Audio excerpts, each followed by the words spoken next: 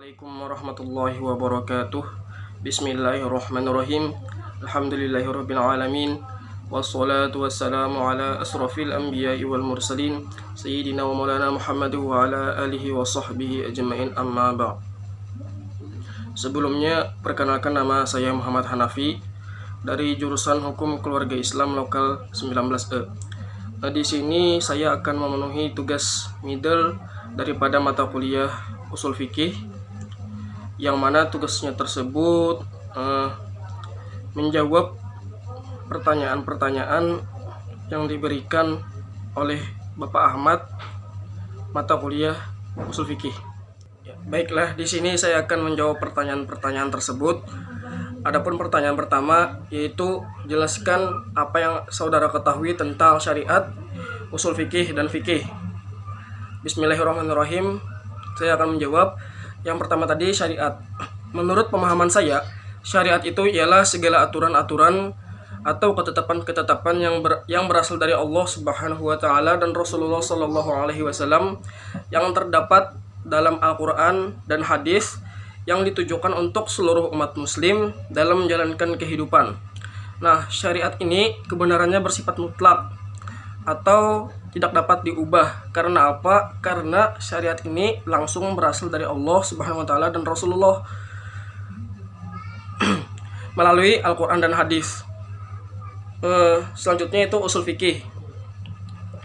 Menurut pemahaman saya, usul fikih ialah suatu ilmu yang membicarakan berbagai ketentuan dan kaidah yang dapat digunakan dalam menggali dan merumuskan hukum syariat Islam dari sumbernya, atau juga dapat diartikan usul fikih ini ialah kaidah-kaidah yang menjelaskan tentang cara atau metode pengambilan hukum-hukum yang berkaitan dengan perbuatan manusia dari dalil-dalil syariat Islam.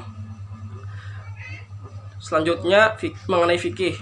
Menurut pemahaman saya, fikih ialah pengetahuan yang dihasilkan dari sejumlah hukum syariat yang digunakan umat muslim sebagai landasan dalam melakukan amal perbuatan, yang hukum syariatnya itu ditetapkan berdasarkan dalil-dalil tertentu melalui ijtihad. Nah, fikih ini berkebalikan dengan ijtihad itu tadi. Maksud saya, fikih ini berkebalikan dengan syariat itu tadi. Kalau syariat itu tadi kebenarannya bersifat mutlak. Nah, sedangkan fikih ini kebenarannya bersifat relatif. Maksudnya apa? Maksud relatif di sini ialah kebenaran suatu fikih itu benar di atas kebenaran fikih yang lain. Karena pada dasarnya fikih ini merupakan hasil pemikiran manusia atau ijtihad, sedangkan syariat itu merupakan ketetapan dari Allah dan Rasulullah. Nah, seperti itu. Nah, dalam hal ini hubungan antara ketiganya itu saya analogikan seperti seseorang yang sedang membuat kue. Dimana kalau orang ingin membuat kue itu, yang pertama pasti ada adonan atau bahan-bahannya, kemudian cara atau langkah-langkah pengolahannya atau metodenya, dan yang terakhir yaitu kuenya. Nah, dalam hal ini adonan itu tadi saya analogikan sebagai syariat. Kemudian usul fikihnya saya analogikan seperti cara pengolahan atau metodenya. Nah, kemudian fikihnya lah saya analogikan seperti kuenya yang sudah jadi. Kuenya yang sudah jadi yang merupakan hasil pengolahan atau pembuatan dari bahan atau adonan itu tadi. Baiklah, masuk kepada pertanyaan yang kedua. Soalnya ialah jelaskan bagaimana menurut saudara pentingnya usul fikih terhadap ahwal asyasyiyah. Nah, baiklah, saya akan menjawab pertanyaan tersebut. Bismillahirrahmanirrahim. Menurut pemahaman saya, pentingnya usul fikih terhadap ahwal asyasyiyah ialah, sebelumnya seperti yang kita ketahui bahwasanya hukum keluarga Islam atau ahwal asyasyiyah itu merupakan salah satu ruang lingkup daripada kajian ilmu fikih yang bertalian dengan muamalah, yaitu hukum keluarga Islam lah. Hukum keluarga Islam ialah hukum yang mengatur hubungan antara manusia dalam berkeluarga, baik dari awal pembentukannya sampai pengakhirannya. Nah, karena hukum keluarga Islam ini merupakan salah satu objek kajian daripada ilmu fikih itu sendiri, seperti yang saya sudah jelaskan pada jawaban saya untuk pertanyaan yang pertama tadi, bahwasanya kebenaran fikih itu kan bersifat relatif. Maksudnya kebenaran fikih itu benar di atas kebenaran fikih yang lain. Dan juga kebenaran fikih ini dapat berubah dari masa ke masa dan juga berbeda dari suatu tempat dengan tempat yang lain. Jadi fikih ini berkembang seiring perkembangan zaman dan waktu. Seiring perkembangan zaman banyak kita dapati ada beberapa persoalan-persoalan tentang hukum keluarga Islam yang tidak dijelaskan dalam nas baik Al-Quran, hadis maupun ijma. Misalnya di Indonesia adanya diberlakukan pencatatan perkawinan. Nah, sebelumnya hal tersebut tidak dijelaskan di dalam nas baik Al-Quran, hadis maupun ijma. Nah, disinilah usul fikih berperan penting dalam menjawab persoalan-persoalan yang hukumnya itu tidak ada di nas. Jadi di sini usul fikih bertugas merumuskan dan menggali hukum-hukum yang tidak ada nasnya tersebut. Nah, dalam kasus tersebut maka diberlakukanlah pencatatan perkawinan demi kemaslahatan masyarakat umum. Nah, atau juga dalam kajian ilmu usul fikih, hal tersebut dikenal dengan istilah maslahah mursalah. Sehingga dengan adanya pencatatan perkawinan tersebut dapat memberikan bukti otentik tentang telah terjadinya suatu perkawinan, dan para pihak dapat mempertahankan status perkawinannya kepada siapapun di hadapan hukum. Dan juga dengan ilmu usul fikih ini kita tidak bisa langsung menyalahkan bahwa fikih yang dianut oleh orang lain itu salah. Karena kembali ke awal, bahwasanya kebenaran fikih itu relatif.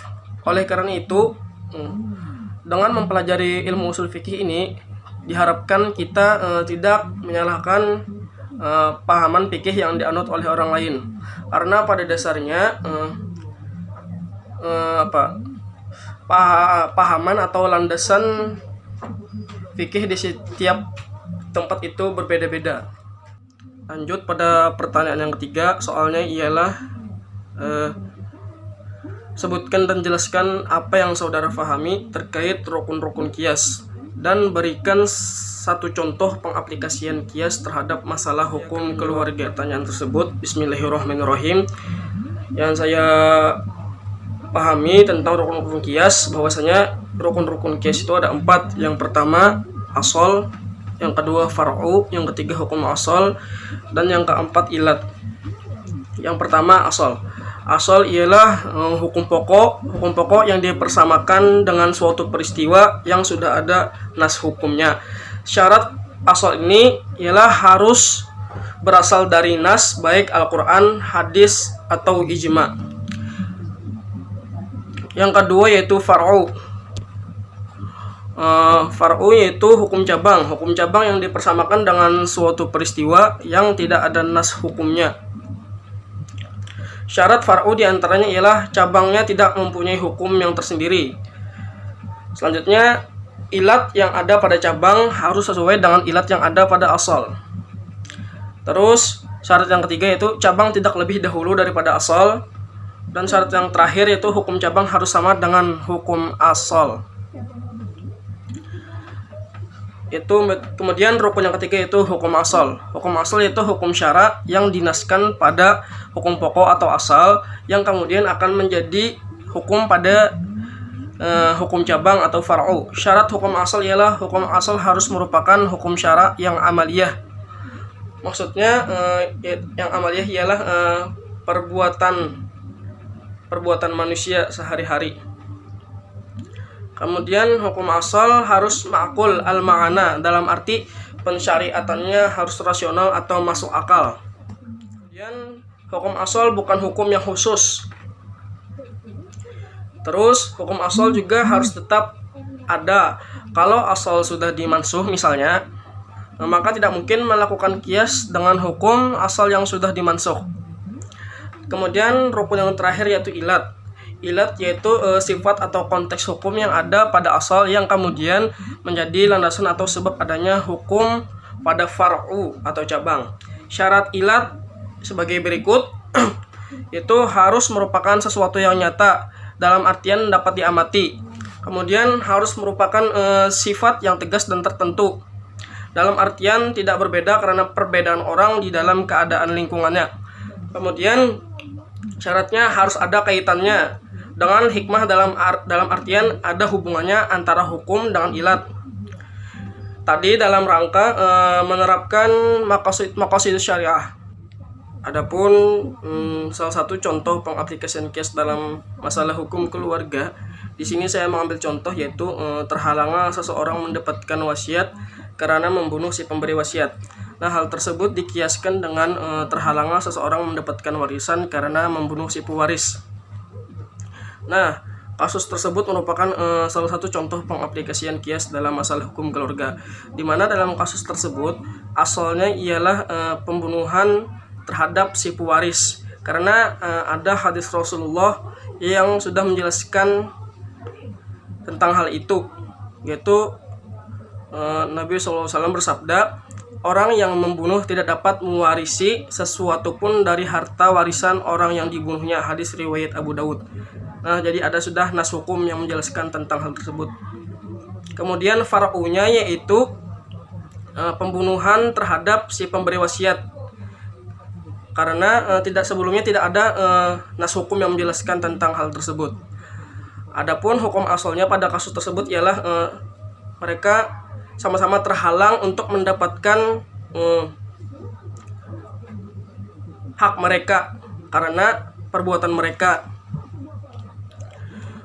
Adapun ilatnya yaitu atau konteks hukumnya pada kasus tersebut ialah mereka sama-sama ingin mempercepat sesuatu sebelum keadaan atau masanya.